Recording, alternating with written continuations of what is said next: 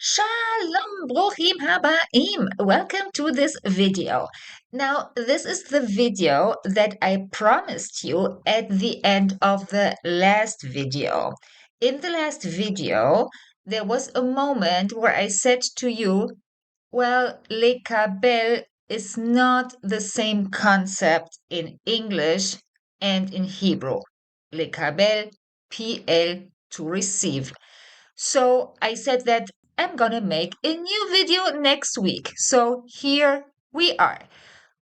When I wanted to make this new video, well, this one here, I actually noticed that in July 25, I made a video about how to get from PL to receive to be received.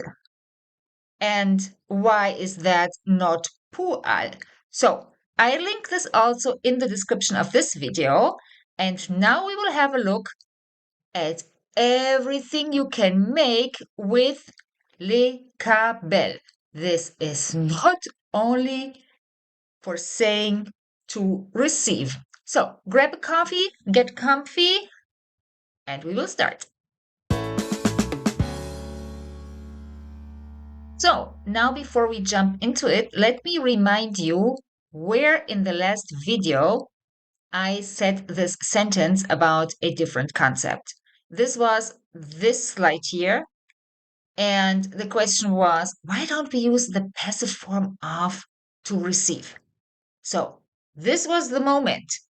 And here we are. So what we are going to do in this video, we will see what does it mean in Hebrew to receive.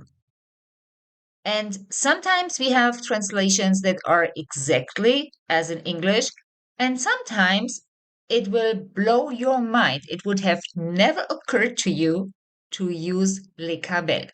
So I will show you now the most used English translations and with some example sentences. And then we come to the part that I assume you would have never imagined. At least I didn't imagine it back then when I learned it, because remember, even though they call me the verb queen, that was a hard way to get there, because I've been tulipan, I have been through all the confusions, and that is what turned me into a Hebrew teacher specializing in Hebrew verbs. So, first one, we mentioned it already, to receive. Yeah, that's the one that you know. לקבל is to receive. And there is, for example, to receive service, לקבל שירות, or to receive a gift, לקבל מתנה.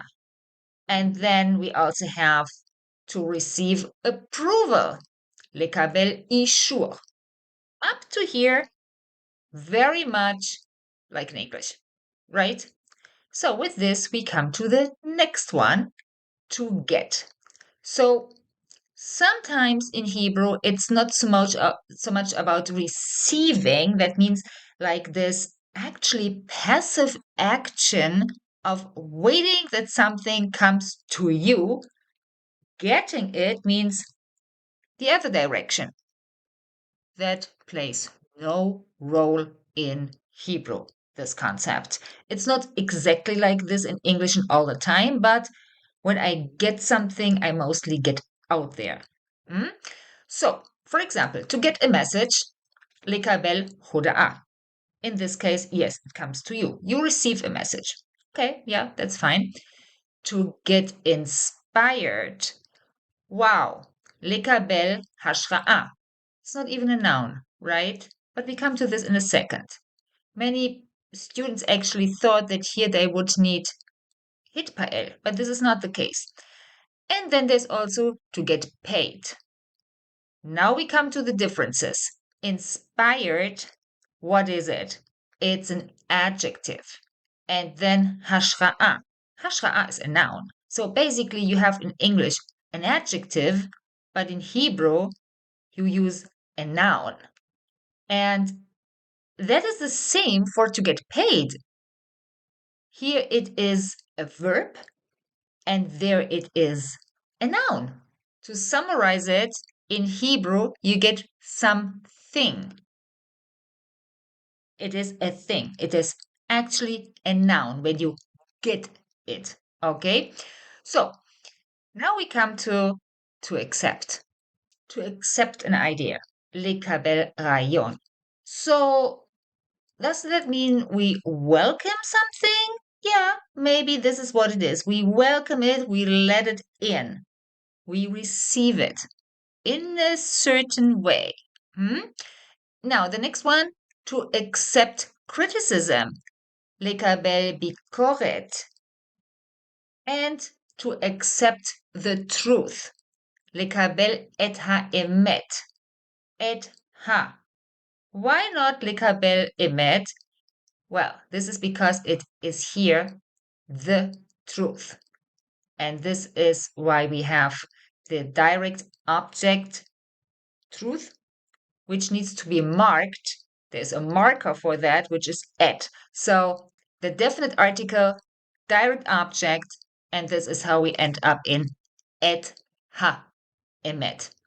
But always לקבל. To receive is to accept. So if we now look at these three verbs in English, which are the most used English translations for לקבל, then what do we see? Well, they are somewhat related, right? I mean, come on, to receive, to get, to accept, yeah, that's maybe a step further. But now, guys, we come to the juicy part, which is the unrelated English translations and the challenges. That's what I promised you at the beginning. So let's start with unrelated and then we come to the challenges. So, unrelated, for example, the first one is to catch a disease. Yeah, you could also say to get a disease. It's not that far away. לקבל מחלה.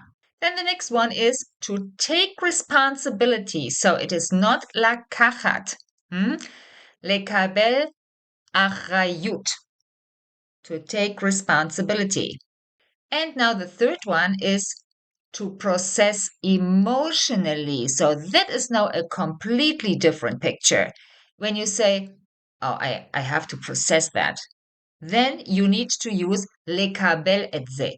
And last but not least, we have to make a decision. Now, here it comes. And from here, we jump now into the next one. What I said is a challenge. לקבל החלטה. This does not mean to accept a decision or to receive a decision. It is to make a decision. It's לקבל החלטה. That is for English speakers a very different concept and so much not related. Okay, from here we jump to the challenge, which will be around that sentence. Stay with me. To make a decision. לקבל החלטה. How do we now say to accept the decision? Somebody else made it. It was not yours. You didn't like it, but you accept it. So this is when you say לקבל את ההחלטה. You see? So to make a decision, it is a decision. So there is no direct object. It is not like et ha, but it is to accept the decision. And then we have a direct object and we need et ha. And it means something completely different. It means to accept the decision. This was the video I promised last week on how conceptually different Hebrew can be in comparison to English. I hope you learned something. I hope you liked it. Please give me a thumb up, subscribe if you like. It helps me a lot. And I hope I see you in the next video. Thanks for your attention. Nishikot. Shalom.